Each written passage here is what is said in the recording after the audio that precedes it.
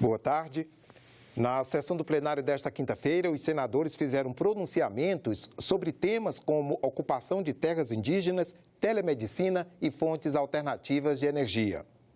O senador Confúcio Moura, do MDB de Rondônia, denunciou invasões de terras indígenas em seu estado e cobrou ações do governo para a proteção dessas populações. Denunciar a ocupação de terras indígenas já demarcadas há muitos anos e também fazer um alerta preventivo.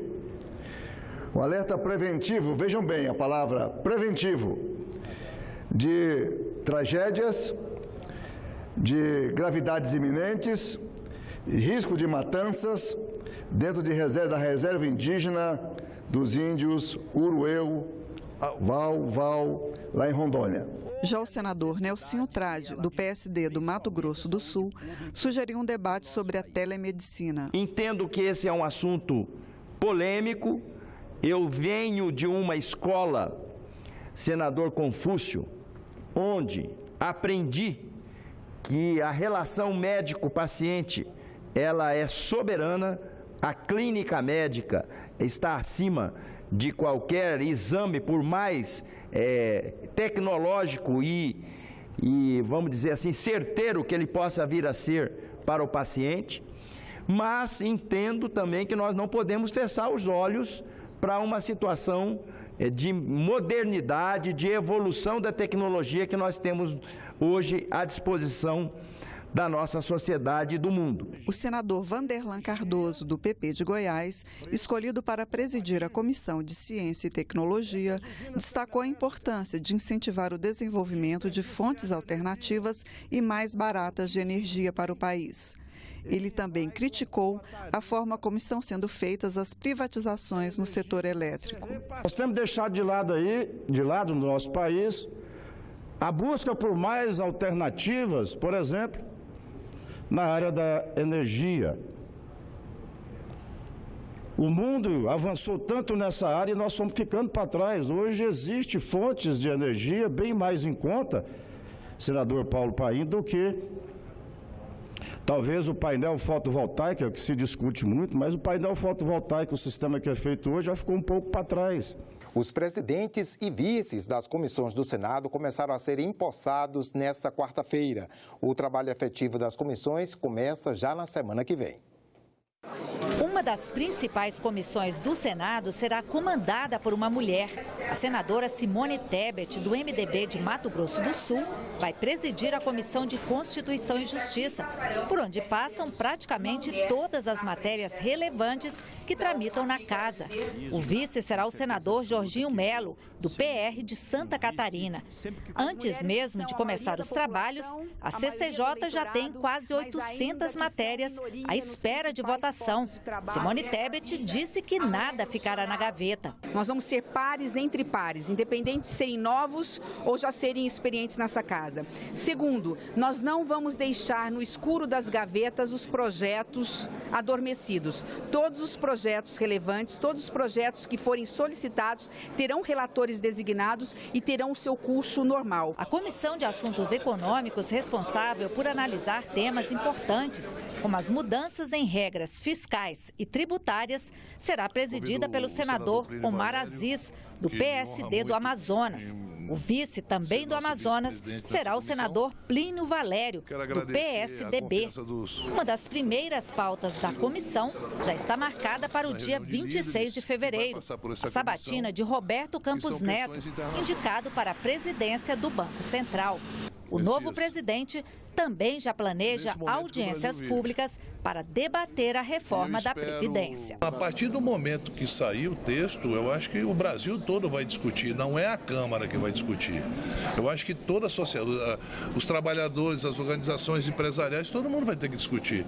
Todos nós concordamos com uma coisa, do jeito que está não pode ficar. A Comissão de Infraestrutura será comandada pelo senador Marcos Rogério. O vice será o senador Wellington Fagundes. O senador Paulo Paim vai comandar a Comissão de Direitos Humanos pela 4ª vez. Telmário Mota será o vice. Fabiano Contarato vai presidir a Comissão de Meio Ambiente. terá a seu lado, como vice, o senador Jacques Wagner. Para a Comissão de Relações Exteriores foram eleitos os senadores Nelsinho Trade na presidência e Marcos Duval na vice-presidência. Dário Berger ficou com a presidência da Comissão de Educação, com o senador Flávio Arnes como vice. Na Comissão de Assuntos Sociais, o presidente será o senador Romário. O vice será o senador Stevenson Valentim. A gente está falando de trabalho, a gente está falando de saúde, a gente está falando de idoso, a gente está falando de criança, de pessoas com deficiência, pessoas com doenças raras, e povos indígenas, e principalmente esse tema que é o tema, um dos temas mais importantes desse momento do nosso país, que é a Previdência. Vejo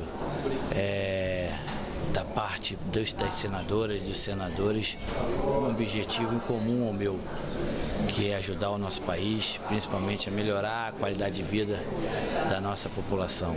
Outra comissão que será comandada por uma mulher é a Comissão de Agricultura e Reforma Agrária. A senadora Soraya Tronic assumiu o posto e terá como vice o senador Luiz Carlos Reis. O maior desafio vai ser acabar com aquela dicotomia, o maniqueísmo do agro contra o meio ambiente. O produtor rural é o que tem mais interesse em preservar o meio ambiente. 3 comissões ainda precisam escolher os vices. Na Comissão de Desenvolvimento Regional e Turismo, o nome escolhido para a presidência foi o do senador Isalci Lucas. O senador Rodrigo Cunha comandará a Comissão de Transparência, Fiscalização e Defesa do Consumidor. E a Comissão de Ciência e Tecnologia ficou com o senador Vanderlan Cardoso. O presidente do Senado, Davi Alcolumbre, se reuniu nesta quinta-feira na residência oficial com a bancada federal do Amapá. No encontro, foram definidas prioridades para melhorias no Estado. A bancada entendeu em construir um conceito da nossa atuação enquanto bancada do Amapá e apresentar para o Amapá uma carta de Brasília da bancada federal, dos 3 senadores e dos 8 deputados federais, com 15 prioridades para a nossa atividade parlamentar. São em todas as áreas, são propostas que estão sendo compiladas ainda com todos os deputados e senadores, mas algumas pautas importantes do Amapá já foram definidas, como a conclusão da BR-156, que é uma obra estruturante para o Amapá, que se alonga aí há mais de 70 anos, o trecho norte e o trecho sul nunca começou, e a conclusão do Hospital Universitário, que foi uma conquista também da bancada do Amapá, uma obra de 200 milhões de reais, a maior obra de saúde hoje do norte do Brasil, um hospital com 300 leitos, que vai modernizar a saúde pública depois de 50 anos. Então, dando como exemplo esses 2 pontos principais, na área de infraestrutura e na área de saúde, essas 2 obras importantes, a gente quer construir uma carta de Brasília para provar que esta bancada, que sempre foi unida, continua unida em defesa dos interesses do povo do Amapá. O Senado pode ter uma comissão parlamentar de inquérito para investigar o pagamento de reparações econômicas concedidas pela Comissão de Anistia. O pedido foi registrado nesta quarta-feira pelo senador Stevenson Valentim, do Podemos, do Rio Grande do Norte. O pedido de abertura de CPI já tem 3 assinaturas a mais do que o necessário para ser analisado. Apesar de a bancada feminina ter aumentado de 10% para 15% no Congresso, isso não se refletiu no Senado. Nesta legislatura, o número foi de 13 para 12 senadoras. Elas são maioria do eleitorado brasileiro, com 52% de representatividade. Mas na política, ainda são minoria. Neste mundo público, em que as questões são masculinizadas, são ditas como coisas de homem e não coisas de mulheres, você tem um alijamento das mulheres, não só pelo número, mas pelas condições. Nós vivemos uma sociedade totalmente patriarcal, em que nós somos ensinadas que mulheres devem ocupar determinados lugares e outros não. E dos 594 parlamentares que ocupam uma cadeira no Congresso Nacional, apenas 89 são mulheres. O número era ainda menor. Em comparação com a última legislatura, a participação feminina aumentou de 10% para 15%. Na opinião da especialista, o crescimento se deve a mudanças na destinação do fundo partidário e eleitoral durante as campanhas. O STF decidiu que tinha que ser aplicado 30% dos recursos financeiros do fundo partidário. Então, o TSE fixou que do fundo eleitoral também, então, recurso do fundo partidário e recurso do fundo eleitoral, 30% deveria ser aplicado em candidaturas femininas. E uma das maiores dificuldades e maiores reclamações das mulheres candidatas que colocam seus nomes à disposição é a falta de apoio financeiro dos partidos, entendeu? Então, assim, sem recurso financeiro você não tem como fazer campanha. O Congresso discute pelo menos 3 propostas de mudanças na Constituição para garantir maior presença de mulheres no Poder Legislativo. Os textos estabelecem cotas para representação proporcional de cada sexo na composição das casas legislativas do país. Eu acho a participação da mulher tão fundamental porque por uma questão de representatividade mesmo, né? E a mulher tem um jeito diferente de fazer política, né? Não desmerecendo o homem, mas é diferente. E eu acho que o fato de a gente ter um eleitorado com tantas mulheres mostra a necessidade da gente ter, né, esse jeito diferente de fazer política. E eu sempre acreditei que, puxa, se a gente tivesse 50% de homens e 50% de mulheres no Congresso, acho que o Brasil já estaria bem melhor.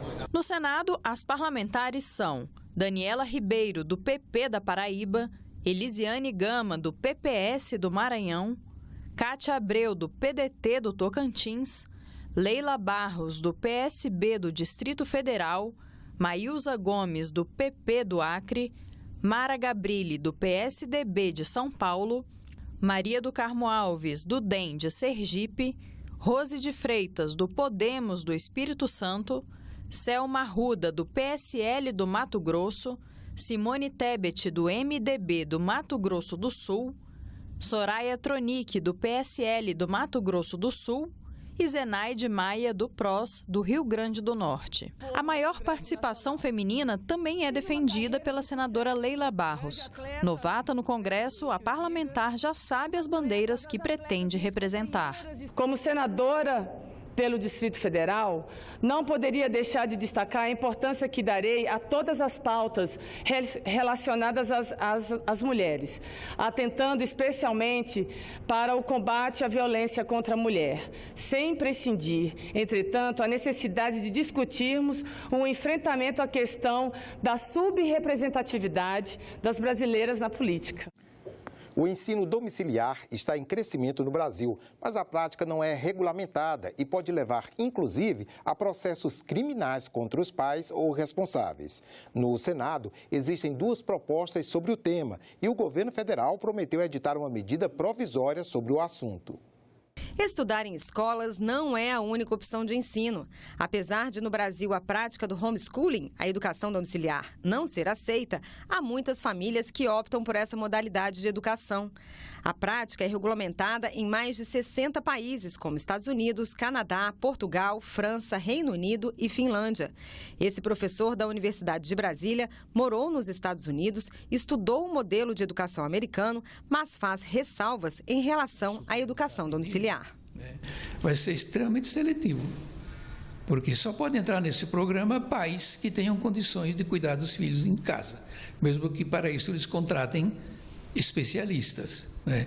Então não vai equalizar a oportunidade, vamos nos afastar mais ainda dessa expectativa popular de que a educação tem que cuidar da desigualdade, diminuir a desigualdade e não exacerbar. Um programa desse vai exacerbar. Segundo a ANED, Associação Nacional de Ensino Domiciliar, em 2011 havia cerca de 360 famílias praticando o ensino em casa.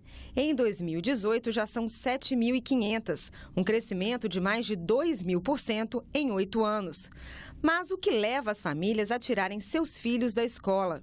Em primeiro lugar, está o desejo de oferecer educação personalizada aos próprios filhos. Depois vem motivos relacionados à fé da família. A má qualidade do ambiente escolar e do ensino oferecido também estão na lista, além da doutrinação ideológica. Quem optou pela prática garante que a socialização das crianças não fica comprometida e que os resultados alcançados pelos alunos que estudam em casa são superiores aos dos que vão para a escola. Mas os trabalhos científicos que são feitos em países que já estão há décadas com a educação domiciliar, eles mostram algumas coisas muito interessantes, como, por exemplo, os alunos educados em casa têm de 15% a 30% melhores resultados acadêmicos do que aqueles que estudam em escolas convencionais. No Brasil, o que nós podemos dizer? A gente ainda não tem uma casuística, mas nós temos pelo menos 100% de aprovação nas provas do governo, né? O ENSEJA do ensino fundamental, o ENSEJA do ensino médio. Eu tenho um testemunho disso na minha casa, minha filha foi aprovada no Enem, aos 16 anos ela entrou numa faculdade. Ano passado, o Supremo Tribunal Federal negou o reconhecimento da educação domiciliar por não existir regulamentação para essa prática de ensino. Mas uma das metas do governo Bolsonaro para os primeiros 100 dias de governo é apresentar uma medida provisória regulamentando o assunto. O texto será apresentado pelo Ministério da Família, Mulher e Direitos Humanos. No Senado, há 2 projetos do senador Fernando Bezerra Coelho que tratam do assunto. Um deles deixa claro no Código Penal que não é crime de abandono intelectual ensinar as crianças em casa. O outro regulamenta a educação domiciliar, permitindo que as famílias possam adotar essa prática de ensino. Educação de qualidade e melhorias na segurança pública são as principais bandeiras do senador Stevenson Valentim, do Podemos do Rio Grande do Norte. O senador conversou com a jornalista Renata de Paula. Olá. A onda de renovação que chegou ao Senado, são 46 novos senadores, trouxe o estreante na política, Stevenson Valentim, do Rio Grande do Norte. Senador, primeiro cargo eletivo. Primeira campanha. Começar já na primeira campanha. Primeira campanha. Né? Também no... E o curioso, né? Não tenho parente político, não tenho nem amigos que me ajudaram na política, nem tão pouco que estou vindo mesmo sem experiência nenhuma, vim para aprender, vim para observar, vim para ouvir, vim para fazer o melhor, vim para cumprir o que as pessoas esperam de mim, ser o que eu sou, trazer para cá, para essa casa, o que a população lá fora está pedindo, um pouco de respeito e moralidade com eles. Na campanha, o senhor defendeu algumas bandeiras específicas, não é? Assim, educação de qualidade.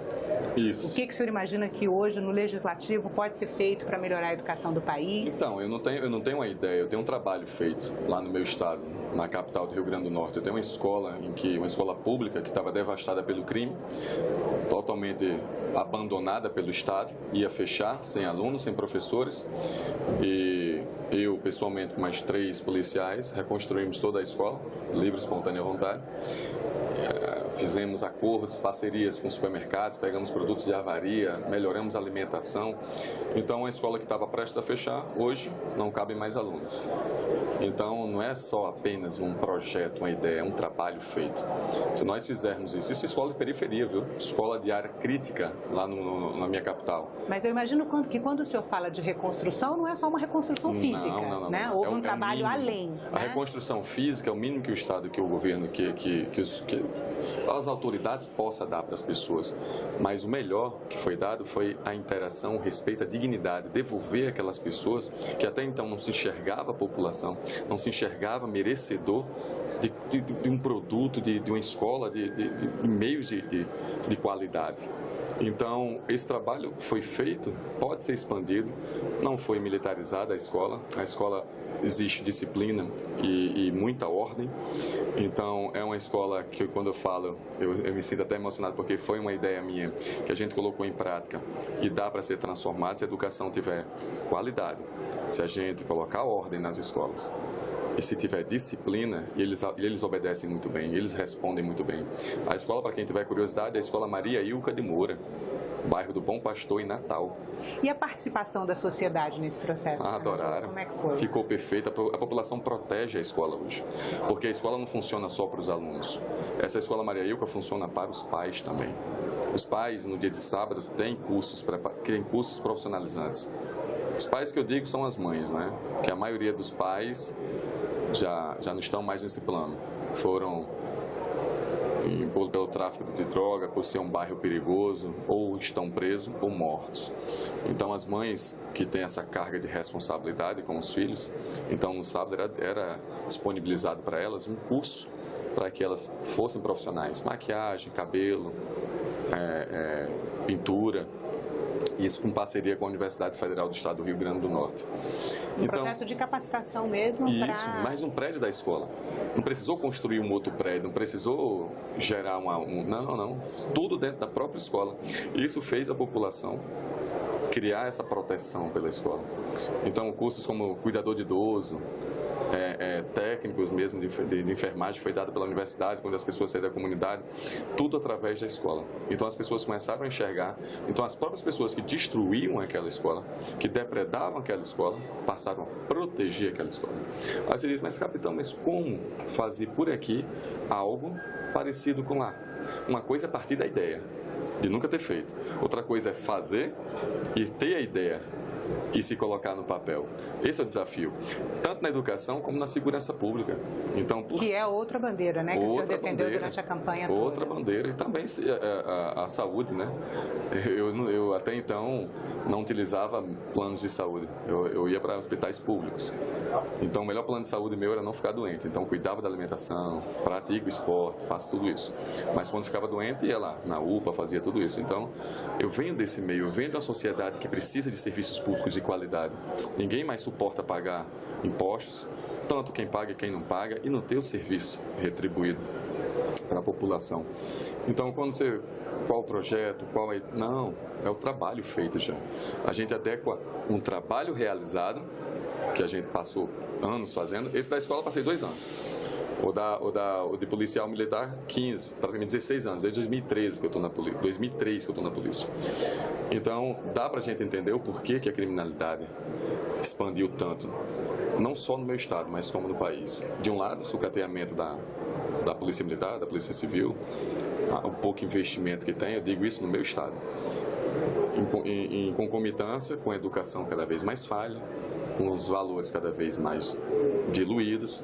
Então, quando eu digo ordem e disciplina, não é uma característica de militar, é uma característica de qualquer ser humano que quer sucesso. Qualquer pessoa que deseja ter sucesso na vida, que quer ser um bom profissional, tem que ter essas qualidades, tem que ter pelo menos essas 2 palavras encurtidas nele, dentro do pensamento dele, que é seguir, obedecer, cumprir, praticar, fazer, repetir. Mas as pessoas hoje não entendem mais isso. Então, foi muito criticado no meu estado quando ocupei uma escola pela Polícia Militar. Disseram que não seria atribuição minha. De fato, não era. Mas fiz tão bem quanto qualquer outro educador. Tá bom? E em relação à segurança pública, o senhor traz essa bagagem de 15 anos na polícia. Né? O que o senhor, como o senhor acha que o senhor pode contribuir no parlamento agora? Isso, 15 anos se revezando entre policiamento ostensivo, entre comunidades perigosas, e um curto período de 4 anos comandando a Operação Lei Seca, foi por onde eu fiquei conhecido no meu estado, tratando as pessoas com igualdade. Nenhum crime que ninguém praticamente dava significância, onde era natural, onde era comum se beber e dirigir. Eu apliquei a lei para todos de forma rígida, e as pessoas, uns admiravam, outros criticavam. Então, o que falta hoje? Mudar a legislação? O criminoso hoje comete um crime porque não teme uma punição? Deve-se mudar o Código Penal? O Código Penal tem que ser mais rígido? Mas o que adiantaria, gente? Só enrijecer a lei, punir, deixar mais rígido a punição. E não ter como investigar. Pior, e não ter como meios para se fiscalizar. O investigar é uma parte do fiscalizar. Eu digo um policial que, no meu estado, que está sem receber 13º desde 2017, salário atrasado, precisando de dinheiro para pagar a conta, imagine só se ele vai ter por mais que ele seja honesto, eu digo isso por mim também, não que eu cometa atos de corrupção, nem tampouco qualquer desvio de conduta, mas o policial que precisa, que necessita, que não fez uma economia, que não teve uma economia e se preparou para isso, ele tem um potencial, mas não é porque eu tenho o favorecimento, eu tenho aquele momento. Muitas vezes ele não pede isso.